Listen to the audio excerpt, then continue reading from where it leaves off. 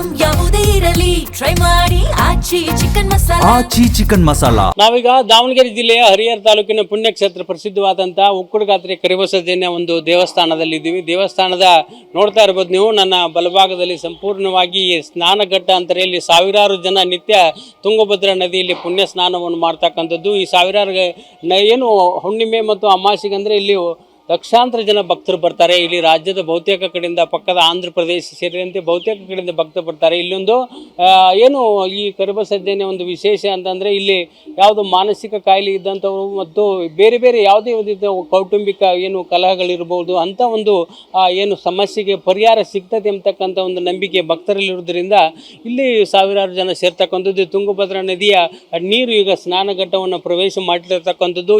ಅದೇ ರೀತಿಯಾಗಿ ನೋಡ್ತಾ ಇರ್ಬೋದು, ಅದರಲ್ಲಿ ಭಕ್ತರು ಕೂಡ ನದಿಗೆ ಅಲ್ಲೇ ಬಂದು ದರ್ಶನವನ್ನು ಏನು ಪುಣ್ಯ ಸ್ನಾನವನ್ನು ಮಾಡ್ತಾ ಇರ್ತಕ್ಕಂಥದ್ದು. ಅದರ ಜೊತೆಗೆ ನನ್ನ ಬಲಭಾಗದಲ್ಲಿ ನೋಡ್ತಾ ಇರ್ಬೋದು ನೀವು, ಈಗಾಗಲೇ ನೀರಿನ ಮಟ್ಟ, ಅಪಾಯದ ಮಟ್ಟ ತುಂಗಭದ್ರಾ ನದಿ ಹರಿತಾ ಇರೋದ್ರಿಂದ ಇಲ್ಲಿ ಸ್ನಾನಘಟ್ಟ ಸಂಪೂರ್ಣ ಜಲಾವೃತ ಆಗಿದ್ದರಿಂದ ಅಲ್ಲಿ ಇರ್ತಕ್ಕಂಥ ನನ್ನ ಬಲಭಾಗದಲ್ಲಿ ಇರ್ತಕ್ಕಂಥ ನೋಡಬೇಕು, ಅಲ್ಲಿ ನದಿ ಪಾತ್ರಕ್ಕೆ ಏನು ಅಪಾಯ ಇದೆ, ಅಲ್ಲಿ ಒಂದು ಕೆಂಪು ಧ್ವಜವನ್ನು ಹಾಕಿರ್ತಕ್ಕಂಥದ್ದು ಇಲ್ಲಿನ ಸಿಬ್ಬಂದಿಗಳು. ಅಲ್ಲಿ ಅದನ್ನು ದಾಟಿ ಯಾರು ಹೋಗಬಾರ್ದಂತ, ಆದರೆ ನೀರು ಮಾತ್ರ ಈಗ ದೇವಸ್ಥಾನದ ಆವರಣದಲ್ಲಿ ಆವರಿಸಿರ್ತಕ್ಕಂಥದ್ದು. ಸಂಪೂರ್ಣವಾಗಿ ಆಚೆ ಕಡೆ ಹರಿಹರ ತಾಲೂಕು, ಆ ಕಡೆಯಿಂದ ಈ ಕಡೆ ಇದು ಉಕ್ಕಡಗಾತ್ರಿ ಮಾತ್ರ ದಾವಣಗೆರೆ ತಾಲೂಕು ಬರ್ತಕ್ಕಂಥದ್ದು, ದಾವಣಗೆರೆ ಹರಿಹರ ತಾಲೂಕು ಬರ್ತಕ್ಕಂಥದ್ದು ದಾವಣಗೆರೆ ಜಿಲ್ಲೆಯ. ಅದಾದ ನಂತರ ಇದೆಲ್ಲ ರಾಣೆಬೆನ್ನೂರು ಮತ್ತು ತಾಲೂಕಿಗೆ ಸೇರಿರ್ತಕ್ಕಂಥದ್ದು. ಒಟ್ಟಾರೆಯಾಗಿ ಪುಣ್ಯಕ್ಷೇತ್ರಕ್ಕೆ ಬರ್ತಕ್ಕಂಥ ಭಕ್ತರು ಯಾವುದೇ ರೀತಿಯಾದಂಥ ಇದ್ರ ಜೊತೆಗೆ ಇಲ್ಲಿ ನಾನು ಇನ್ನೊಂದು ಭಾಗದಲ್ಲಿ ನೋಡ್ತಾ ಇರ್ಬೋದು ನೀವು, ಇಲ್ಲಿ ಕೂಡ ಧ್ವಜವನ್ನು ಹಾಕಿರ್ತಕ್ಕಂಥದ್ದು. ಆ ಧ್ವಜವನ್ನು ಹಾಕಿ ಅಲ್ಲಿ ಅದ್ರ ಮುಂದೆ ಅಪಾಯದ ಮಟ್ಟ ಇದೆ, ಯಾರು ಹೋಗಬಾರ್ದು ಎಂಬತಕ್ಕಂಥ ಒಂದು ಮಾತನ್ನು ಕೂಡ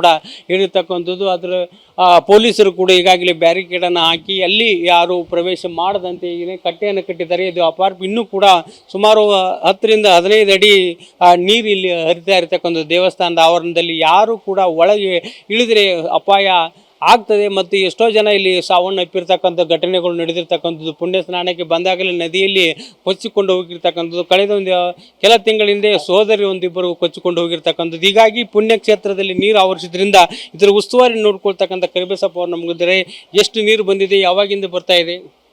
ಈಗ ಒಂದು 6 ವಾರ ಆಗೈತ್ರಿ ಈಗ ಬರಕಚ್ಚಿ. 1 ವಾರದಿಂದ ಬರಕಚ್ಚೈತಿ. ನಾವು ಷಷ್ಠ ಕಮಿಟಿ ಉಕ್ಕಡಗಾತ್ರಿ ಶ್ರೀ ಕರಿಬಸವೇಶ್ವರ ಕೆಲಸಗಾರರು ಎಲ್ಲ ಚಿಕ್ಕ ಮಂದಿಗಳು ಇಲ್ಲೆಲ್ಲ ಭಾರಿ ಕೇರ್ಫುಲ್ಲಾಗ ನೋಡ್ಕೊಂತ ಅದಾವಿ. ಒಂದು ಗೇಟ್ಗೆ 10-15 ಜನ ನಾವು ಒಳ್ಳೆ ಷಷ್ಠ ಕಮಿಟಿಯವ್ರು ಕೈ ಬಿಟ್ಟದಾರ, ಒಳ್ಳೆ ಕೇರ್ಫುಲ್ಲಾಗ ನೋಡ್ತಾ ಇದಾವೆ. ನಾವು ಈಗ ತಹಸೀಲ್ದಾರ್ ಎಲ್ಲರೂ ಬಂದು ಹೋಗ್ಯಾರ, ಎಲ್ಲ ಕೇರ್ಫುಲ್ಲಾಗ ಎಲ್ಲ ಒಂದು 10 ಅಡಿ 15 ಮೀಟ್ರ್ 30 ಮೀಟ್ರ್ ಬರ್ತೈತ್ರಿ ಒಂದ್ಸಲಿ ಬಂದ್ರ. ಮತ್ತೆ ಹಂಗ ಇನ್ನೇ ಮಿಟ್ಲೆ ಆಪಾಕೈತ್ರಿ, ಬಂದ್ ಆಗ್ಬಿಡ್ತೈತಿ. ಹೆಚ್ಚರಿ ಬಂತ ಅಂದ್ರ ಒಂದು 20 ಮೀಟ್ರ್ 30 ಮೀಟ್ರ್ ಮೇಲೆ ಬರ್ತೈತ್ರಿ. ನಿಮ್ಮ ಜೀವನದಾಗ ನೋಡಿದಂತ ಅತಿ ಹೆಚ್ಚು ನೀರು ಯಾವಾಗ ಬಂದಿತ್ತ?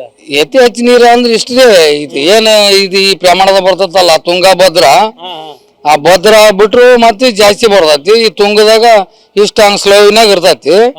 ಭದ್ರಾ ಬಂದ್ರೆ ಎರಡು ಮಿಕ್ಸ್ ಆಗಿ ಸ್ವಲ್ಪ ರೇಜ್ ಆಕತಿ, ಇದಕ್ಕಂತೂ ಸ್ವಲ್ಪ ರೇಜ್ ಆಕತಿ.